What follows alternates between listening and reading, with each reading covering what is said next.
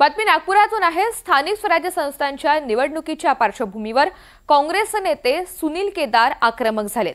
भाजपने महाराष्ट्राची सत्ता चोरीने हस्तगत केली आहे, त्यामुळे स्थानिक स्वराज्य संस्थांच्या निवडणुकीमध्ये असा आलम उभा करेन की यानंतर जनतेच्या वाटी गेलात तर घरी जावं लागेल, असा थेट इशारा सुनील केदार यांनी दिलाय।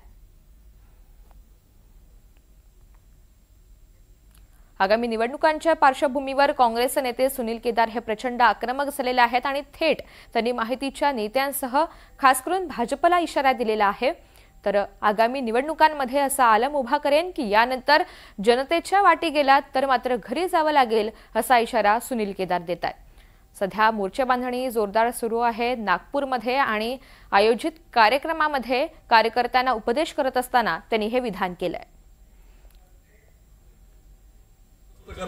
ग्रामीण भागाची अर्थव्यवस्था दुरुस्त केली नाही तर मात्र हा देश कोलमडून पडून जाईल, हे मी म्हणत नाही, राष्ट्रपिता महात्मा गांधी। आणि म्हणून आम्ही त्यावेळेस मंत्री असताना काल अभिनव योजना काढली होती। गावागावामध्ये त्या ठिकाणी आमचे जे बहुजन समाजाचे मुलं आहेत, जे हे करू आहे त्यांना पशुधन वाटप करा। 90% सबसिडी काढली तरी बंद होणार। 90% सबसिडीवर बहुजन समाजाला पोराला पशुधन देणारी योजना देशातली पहिली आहे, महाराष्ट्रातली। त्यांना पहिली देशात, महाराष्ट्राचं नंतर करावं देशात। नागपूर जिल्ह्यामध्ये सुरू